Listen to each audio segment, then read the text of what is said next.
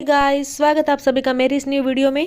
आज मैं आपको कंपनीज के टाइप्स और उसके मीनिंग के बारे में बताऊंगी, क्योंकि हमने अगर टैली सीखना है तो हमें टैली में जो हम कंपनीज को क्रिएट करते हैं तो हमें कंपनी का मीनिंग पता होना चाहिए कि कंपनी का मीनिंग क्या होता है, कंपनी हम क्यों क्रिएट करते हैं, कंपनी कितने टाइप्स की होता है और कंपनी को कंट्रोल करने के लिए रेगुलेटरी एक्शंस या फिर सेक्शंस कौन कौन से हैं। ठीक है, तो let's start. Company a business organisation selling goods और सर्विसेज। ऐसा कोई भी बिजनेस जो गुड्स को सेल करता है तो वो कंपनी है। A company is a legal entity that represents an association of legal persons with a specific shared objective such as earning of profit under the Companies Act 2013। ये कह रहा है कि कंपनी एक ऐसी लीगल एंटिटी यानी कि कंपनी एक ऐसी कानूनी या फिर हम कह सकते हैं कि कंपनी एक ऐसी लीगल ऑर्गेनाइजेशन है जो हमें रिप्रेजेंट करती है कि इसको लीगल पर्सन्स को। लीगल पर्सन्स कौन है जो कंपनी में काम करते हैं, जैसे कि board of directors, managers, employees, तो उनको मैनेज करता है, उनको रिप्रेजेंट करता है with a specific and shared objective. यानी कि वो सभी आपस में कोलैबोरेट होते हैं अपने ऑब्जेक्टिव को अचीव करने के लिए। उनका मेन ऑब्जेक्टिव क्या होता है कि उन्होंने प्रॉफिट कमाना है, या फिर उनके ऑर्गेनाइजेशन के ऊपर डिपेंड करता है कि वो ऑर्गेनाइजेशन प्रॉफिट अर्निंग ऑर्गेनाइजेशन है या नॉन प्रॉफिट। ठीक है, तो वो अपने ऑब्जेक्टिव के अकॉर्डिंग जब एक दूसरे के साथ कोलैबोरेट करते हैं, एक दूसरे के साथ मिलकर काम करते हैं, तो उनको रिप्रेजेंट करता है। ठीक है, तो किस सेक्शन के अंदर है? कंपनीज एक्ट 2013 के अंदर। फिर ए separate legal entity body formed by law. अब जो ये बिजनेसेस होते हैं ये रेगुलेटेड होते हैं और ये कंट्रोल्ड किए जाते हैं बाय गवर्नमेंट। ठीक है, तो ये सेपरेट लीगल यानी कि ये रजिस्टर्ड होते हैं। तो it allows A group of people. ये क्या अलाउ करता है, यानी कि इसमें क्या होता है कि जो लोग होते हैं वो आपस में जुड़े हुए होते हैं, आपस में मिलकर काम करते हैं फॉर अ कॉमन गोल। उनका सभी का एक ही उद्देश्य, एक ही ऑब्जेक्टिव होता है, usually to make a profit. Normally क्या किया जाता है कि वो प्रॉफिट कमाने के लिए ही आपस में काम करते हैं। A company is treated like a person. देखो, कंपनी अपने बिजनेस के जो मैनेजर्स होंगे या ओनर्स होंगे या फिर जो सीईओ, बोर्ड ऑफ डायरेक्टर्स होंगे, उनसे अलग माना जाता है।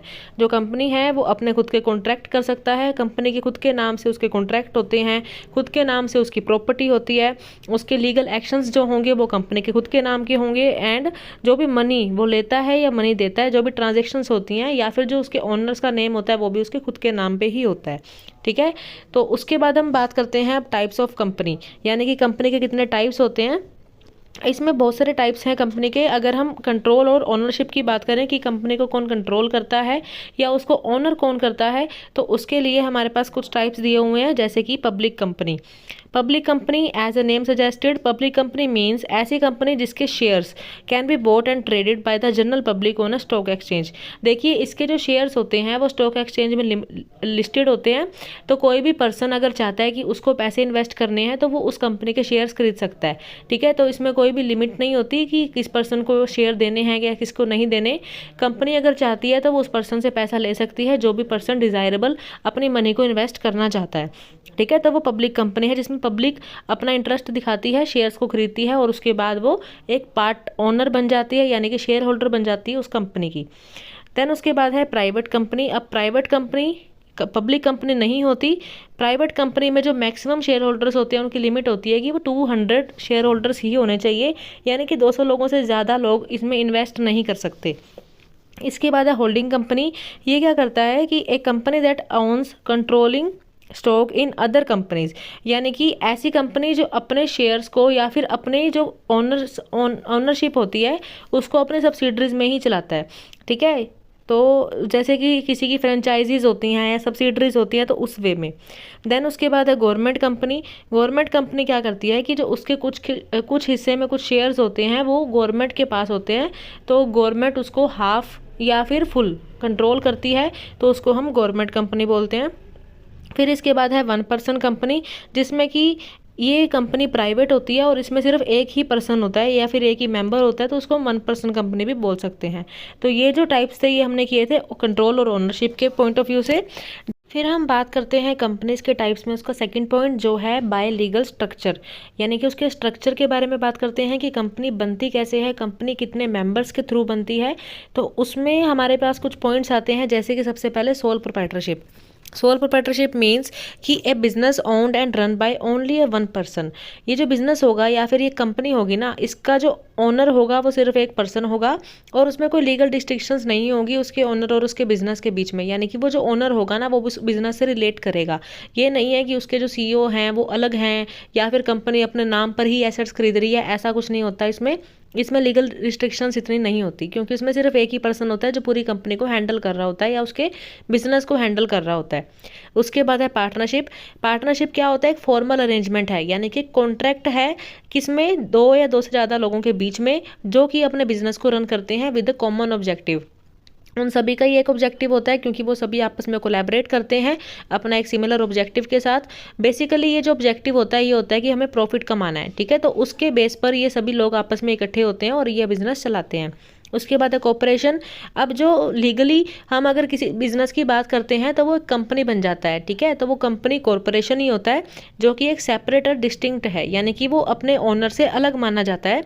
Providing owners with personal liability protection, यानी कि इसमें इसके पास एक सुविधा होती है उसके ओनर्स के पास कि वो अपनी जेब से पैसा नहीं लगा सकते, ठीक है। यानी कि अगर मान लो कंपनी के सिर पर कोई डेप्ट या फिर कंपनी के सिर पर कोई लोन है जो उसको बकाया करने हैं, तो वो कंपनी खुद के पर्सनल अपने पैसों से ही लोन पे कर सकता है। उसके ओनर्स को ये टेंशन नहीं है कि वो अपने पैसे लगाकर या फिर अपनी जेब से पैसे लगाकर है वो उसकी पेमेंट है वो करेंगे, ठीक है।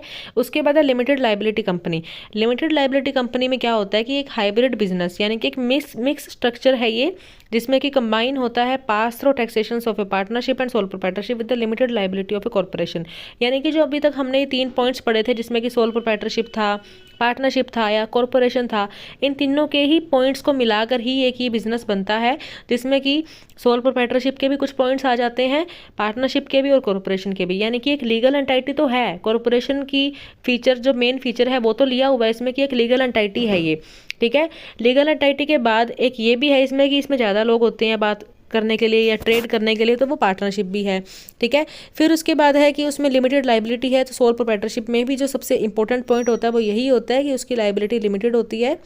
फिर उसके बाद हम बात करते हैं टाइप्स ऑफ कंपनीज में बाय लाइबिलिटी, यानी कि लाइबिलिटीज़ के अकॉर्डिंग कंपनी कितने टाइप की होती है। अब कंपनी में लाइबिलिटीज़ का क्या मीनिंग है कि कौन जवाबदेही है कितने रुपए से, ठीक है। कितने रुपए से कोई भी अपने पैसों से जिम्मेवार है कि वो पैसे कितने प्रोवाइड करवाएगा कंपनी को when a company faces a loss, ठीक है। तो कंपनी को अगर कोई भी कंडीशन ऐसी हो जाए ना जिसमें कंपनी को कुछ ना कुछ पे करना पड़े किसी को भी, तो उसमें जो उसके ओनर्स होंगे या उसके शेयर होल्डर्स होंगे वो कितनी अमाउंट तक लाइबल होंगे कि वो कंपनी को पे कर सकते हैं। तो बाय लाइबिलिटीज़ के अकॉर्डिंग हम देखते हैं।